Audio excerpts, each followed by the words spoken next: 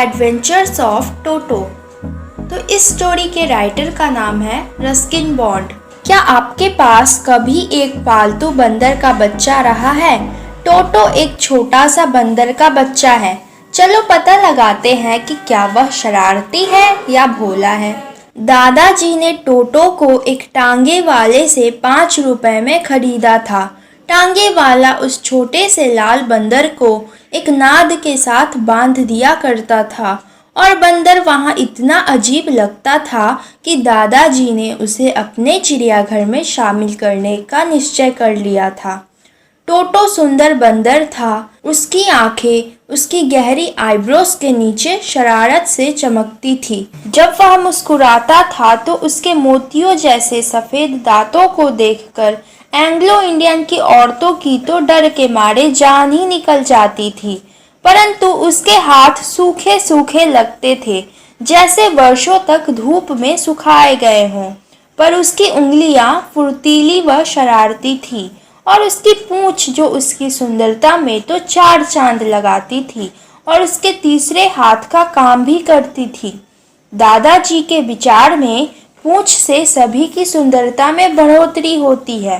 वह अपनी पूंछ के सहारे किसी भी टहनी से लटक सकता था और जहां उसके हाथ नहीं पहुंच सकते थे वहां वो अपनी पूंछ से भोजन ले सकता था। जब कभी दादाजी कोई नया पक्षी या जानवर घर लाते थे तो दादी हमेशा हंगामा करती थी।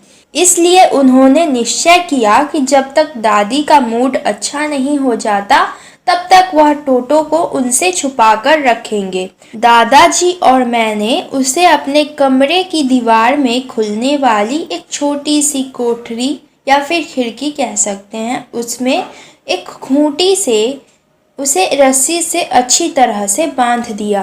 कुछ घंटों के बाद जब मैं और दादाजी टोटो को खोलने के लिए आए तो हमने देखा कि उसने खूंटी को उखाड़ दिया था और दीवार पर लगे सजावटी कागज को फाड़कर दीवार को नंगा कर दिया था।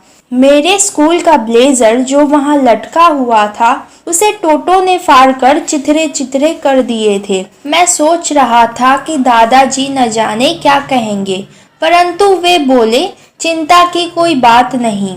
वे तो टोटो के इस काम से बहुत ज्यादा ही खुश दिख रहे थे।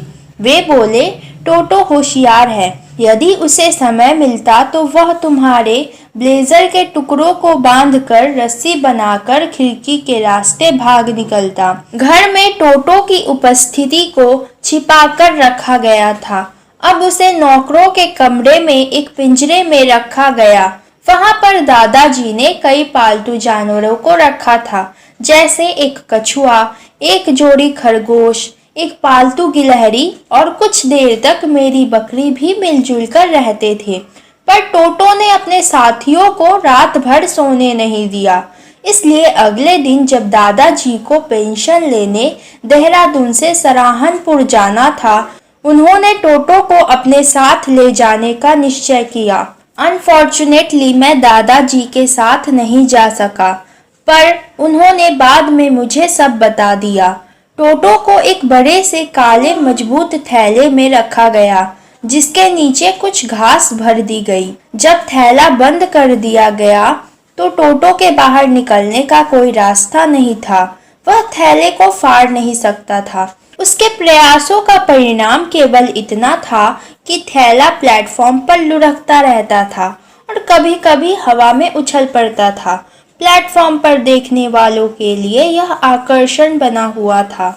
सहारनपुर पहुंचने तक तो टोटो थैले में ही रहा, पर जब दादाजी ने बाहर निकलते समय अपना टिकट कलेक्टर को दिया तो टोटो ने थैले से अपना सिर बाहर निकालकर उसे अपने दांत दिखाए।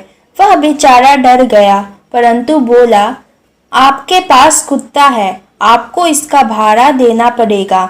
दादाजी ने टोटो को थैले से बाहर निकालकर दिखाया और यह साबित किया कि यह कुत्ता नहीं, यह तो बंदर है और उसका कोई भाड़ा नहीं लगना चाहिए। परंतु टिकट कलेक्टर ने एक ना सुनी और दादाजी को भाड़े के ₹3 देने पड़े। तब दादाजी ने बदला चुकाने के लिए अपनी जेब से कछुआ निकाला और कहा कि क्या मैं इसका भी भाड़ा दूं? टिकट कलेक्टर ने उसे उंगली से दबाकर देखा और कहा कि इसका कोई भाड़ा नहीं लगेगा, यह कुत्ता नहीं है। जब टोटो को दादी जी ने पूरी तरह से स्वीकार कर लिया तो उसे अस्तबल में एक आरामदेह स्थान दे दिया गया। वहाँ उसका साथी एक गधा था जिसका नाम नाना था। पहली रात को दादाजी टोटो को देखने गए कि वो वहाँ पर कैसे रह रहा है। उन्हें यह देखकर बड़ा आश्चर्य हुआ कि नाना अपनी रस्सी को खींच रहा था और न जाने क्यों घास के एक ढेर से अपना सिर दूर हटाने की कोशिश कर रहा था। दादाजी ने नाना के पिछवाड़े पर एक थप्पड़ मारा और उसने एक झटके के साथ अपना सिर पीछे हटाया। टोटो भी उसके साथ में खींचा आया। टोटो नाना के लंबे कानों में चिपका हुआ था और अपने तेज दांत उसके कान में गाड़ रखे थे। खैर, नाना और टोटो की कभी दोस्ती नहीं हुई। सर्दियों के शाम में टोटो की बड़ी खातिरदारी होती थी। दादी जी उसे एक बड़े से बर्तन में नहाने को गर्म पानी देती थी। वह बड़ी चालाकी से अपना हाथ डालकर देखता था कि पानी कितना गर्म है। फिर धीरे धीरे वह उसमें प्रवेश करता था।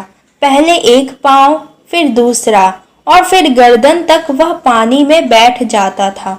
वह मुझे ऐसा करते देखा करता था और फिर आराम से बैठकर अपने हाथों और पाँव में साबुन पकड़कर मलता था। जब पानी ठंडा हो जाता तो वह पानी से बाहर निकलकर दौड़कर रसोई में चूल्हे के सामने सूखने के लिए बैठ जाता था। यदि कोई उसे ऐसा करते देखकर हंस पड़ता था तो टोटो नहाना बंद कर देता था। एक दिन तो टोटो जिंदा ही उबलने वाला था। एक बड़ी केतली आग पर चाय व टोटो के नहाने का पानी उबलने के लिए रखी थी। खाली बैठे टोटो ने केतली का ढक्कन हटा दिया। पानी नहाने के लिए ठीक गर्म था। वह उसमें चला गया और सिर केतली के मुंह से बाहर निकाले रखा। कुछ देर तक तो उसे अच्छा लग रहा था, परंतु पानी उबलने लगा। टोटो थोड़ा ऊपर उठा पर बाहर ठंड थी। वह फिर केतली में बैठ गया। कुछ समय तक वह उठ बैठ करता रहा। अंत में दादी जी ने उस आधे उबले को केतली से बाहर निकाला। यदि मस्तिष्क का कोई भाग शरारत करने के लिए बना है तो वह भाग तो टोटो में बहुत ज्यादा ही विकसित था। वह सदा चीर फाड़ करता रहता था। जब मेरी कोई बुआ उसके सामने आती तो वह उसकी कपड़े पकड़कर उसे फाड़ने का पूरी कोशिश करता था। एक दिन दोपहर के भोजन के समय खाने की मेज पर पुलाव की एक बड़ी सी प्लेट रखी थी। जब हम कमरे में आए तो टोटो अपने मुंह में चावल ठूस रहा था। मेरी दादी ने चीख मारी। टोटो ने उसके ऊपर प्लेट फेंक कर मारी। जब मेरी बुआ आगे बढ़ी तो उस पर पानी का गिलास फेंका। जब दादाजी आए तो टोटो पुलाव की प्लेट लेकर खिड़की से बाहर भाग गया। वह प्लेट के साथ जैकफ्रूट के पेड़ की टहनियों में जा बैठा। सारा दिन वह वहीं बैठा रहा।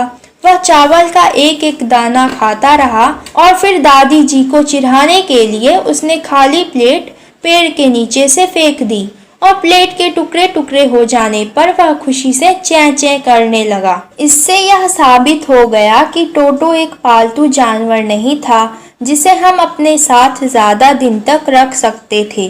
दादाजी ने भी माना कि हम इतने धनी नहीं हैं कि बार बार प्लेटों के टूटने, कपड़ों, पर्दों और दीवार के कागजों के फाड़े जाने की नुकसान को सहन कर सके।